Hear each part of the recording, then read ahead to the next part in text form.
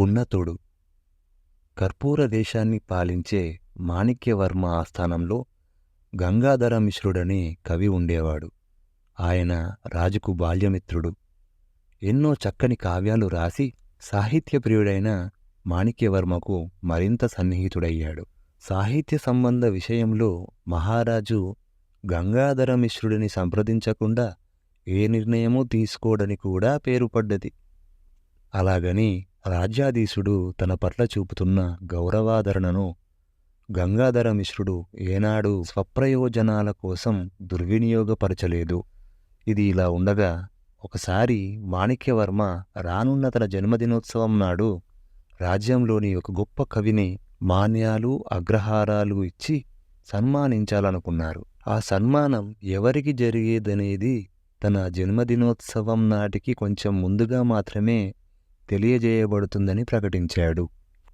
ఇది జరిగిన కొద్ది రోజుల తరువాత ఒకనాడు గంగాధర మిశ్రుడు తన ఇంట కొందరు కవిమిత్రులతో గోష్ఠి జరుపుతూ ఉండగా సుధాకరుడనే పండితుడు కల్పించుకొని విరించి పట్టణంలో ఉండే స్వర్ణకుంతలుడనే కవిని మన మహారాజు ఈ ఏడు సన్మానించనున్నట్టు నాకు తెలిసింది.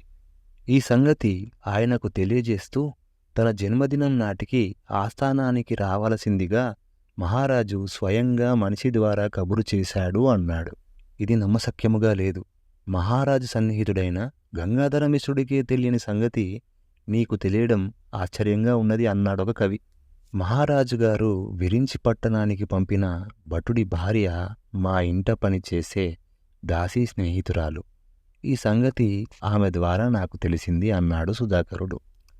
ఇష్టాగోష్ఠి సందర్భంగా ఈ వివరాలు విన్నాక గంగాధర మిశ్రుడికి చెప్పరనంత ఆవేశం కలిగింది.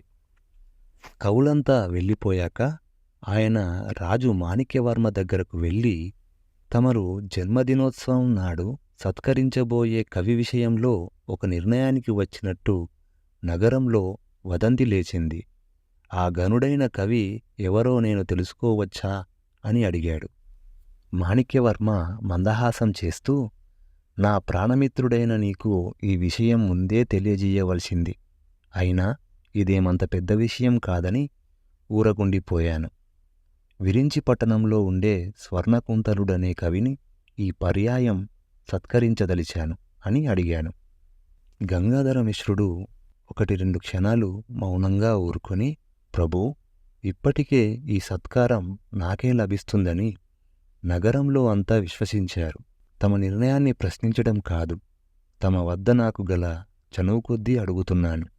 ఈ సత్కారం నాకు జరగకపోవడానికి గల కారణం తెలుసుకోవచ్చా అన్నాడు. మాణిక్యవర్మ పెద్దగా నవ్వి, నేను ఒక కవి వ్యక్తిగత ప్రతిభను మరొక కవితో పోల్చి ఈ నిర్ణయానికి రాలేదు. నువ్వు నా దృష్టిలో ఎన్నటికీ మహాకవివే. ఈ విషయంలో ఎలాంటి సందేహమూ లేదు. నాకు స్వర్ణకుంతలుడు రాసిన కొన్ని కావ్యాలు చదివే అవకాశం కలిగింది. అతడు ప్రతిభావంతుడైన కావ్యకర్త. అలాంటి వాడు రాజాశ్రయం కోరక ఇన్నాళ్లుగా ఏదో ఒక మారుమూల పట్టణంలో కాలం గడుపుతున్నాడు.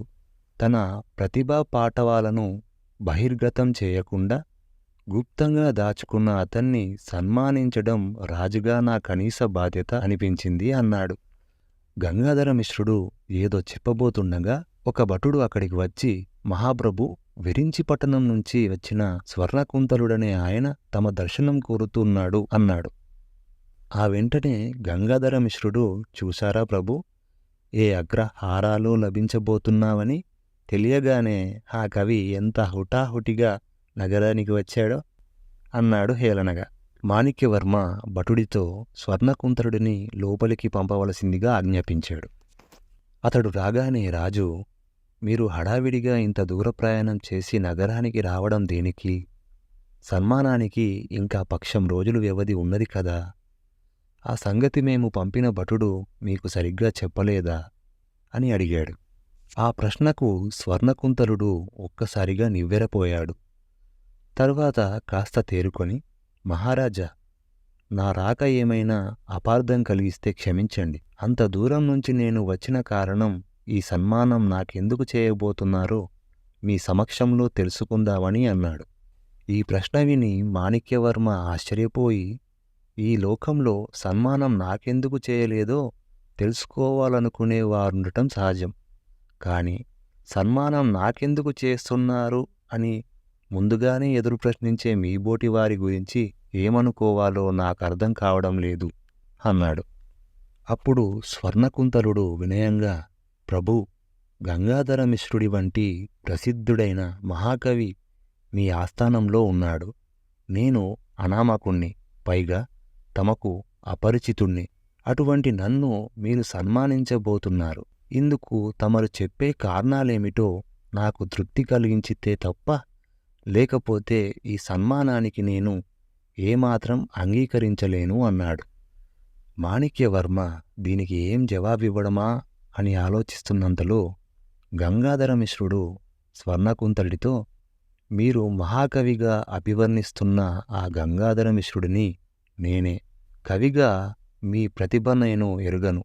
కాని మహారాజుగారి సమక్షంలో మీరు వెలువరించిన అభిప్రాయాలను స్వయంగా వినడం ద్వారా నాకన్నా మీరు ఉన్నతులని గ్రహించాను. అందువల్ల మీరే రాజుగారి సన్మానానికి నిజమైన అర్హులు అన్నాడు. మాణిక్యవర్మ గంగాధర మిశ్రుడి మాటలు విని పరమానందం చెందాడు. ఆ తరువాత ఆయన తన జన్మదినోత్సవం నాడు స్వర్ణకుంతలుడితో పాటు గంగాధర మిశ్రుడిని కూడా ఘనంగా సత్కరించాడు. ఇంతటితో ఈ కథ సమాప్తం. మరిన్ని కథల కోసం పాతకాలం కథలు ఛానల్ని సబ్స్క్రైబ్ చేసుకోండి.